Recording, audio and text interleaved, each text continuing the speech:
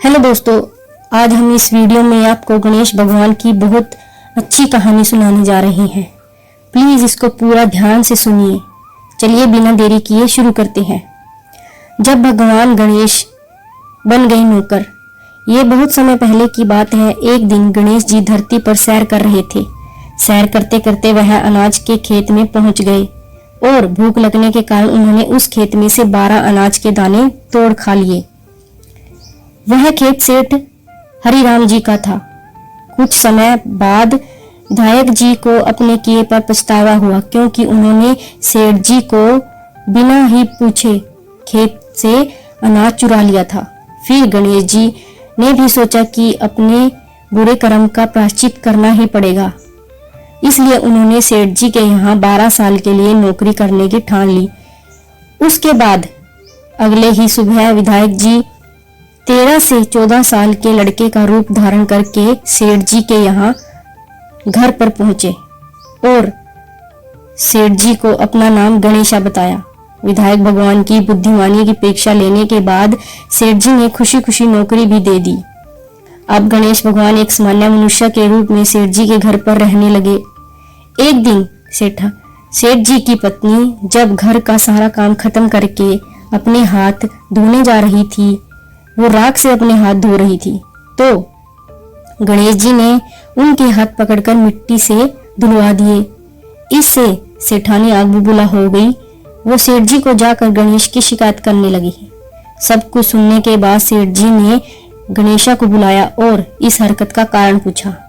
गणेश जी ने कहा, सेठानी शाम के समय राख से हाथ धो रही थी और ऐसा करने से घर की लक्ष्मी नाराज हो जाती है, इसलिए मैंने उनके हाथ मिट्टी से धुलवाए।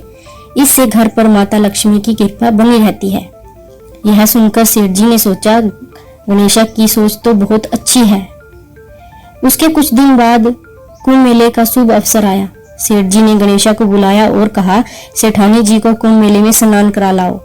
अब सेठानी जी और गणेशा कुंभ मेले में पहुंचे और सेठानी जी कुंभ मेले में एक किनारे पर स्नान करने लगी।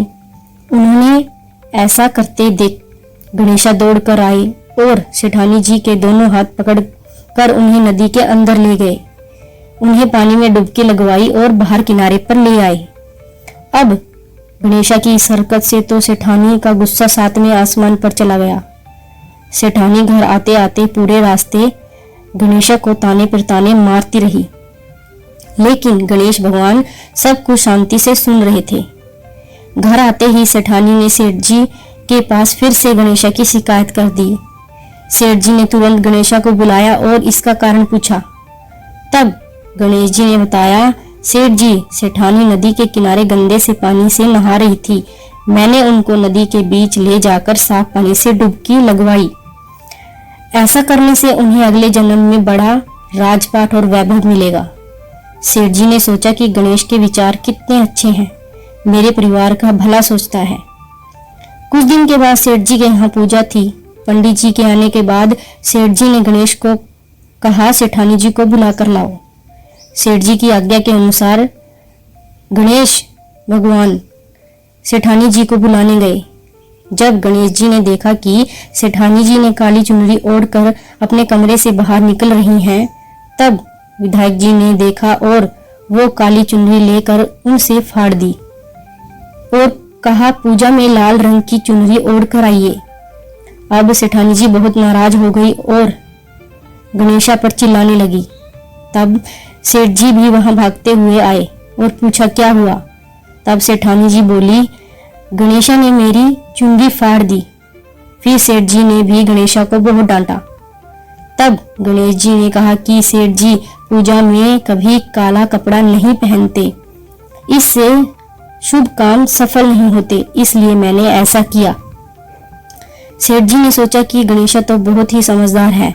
इसी तरह वो लीला रचते हुए उसी घर में गणेश जी के 12 साल बीत गए। फिर एक दिन सेठ जी ने नया कारोबार शुरू करने से पहले घर में पूजा रखी। पूजा करते करते उनको याद आया कि पूजा की सामग्री में गणेश भगवान की मूर्ति तो है ही नहीं। तब उन्होंने अपने नौकर गणेशा को पूजा घर से भगवान गणेश जी की मूर्ति लाने के लिए कहा। गणेशा बोला कि मुझे ही मूर्ति समझकर पूजा में विराजमान कर लो, आपके सारे शुभ काम सफल हो जाएंगे। यह बात सुनकर सेठ जी को बहुत गुस्सा आया और बोले, गणेशा, तुम अब तक सेठानी जी से मजाक करते थे, अब मुझसे भी करने लगे हो। उत्तर में गणेश जी ने मुस्कुराते हुए कहा, नहीं सेठ जी, मैं मजाक नहीं कर रहा हूँ, मैं सत्य वचन कह रहा हूँ। इतना कहने के बाद नौकर गणेशा ने अपना असली भगवान गणेश का रूप धारण कर लिया। साक्षात गणेश भगवान को सामने देखते ही सेठ और सेठानी उनके चरणों में लीन हो गए और उन्होंने अपनी पूजा संपन्न कर ली। उसके बाद गणेश भगवान देखते ही देखते अंतर्धान हो गए। बाद में सेठ और सेठानी को बहुत पछतावा होने लगा कि स्वयं भगवान हमारे घर नौकरी कर रहे थे और हमने उनके साथ कितना बुरा व्यवहार किया, उनसे बहुत सारा काम करवाया। यह सोच सोच कर दोनों दुखी होने लगे।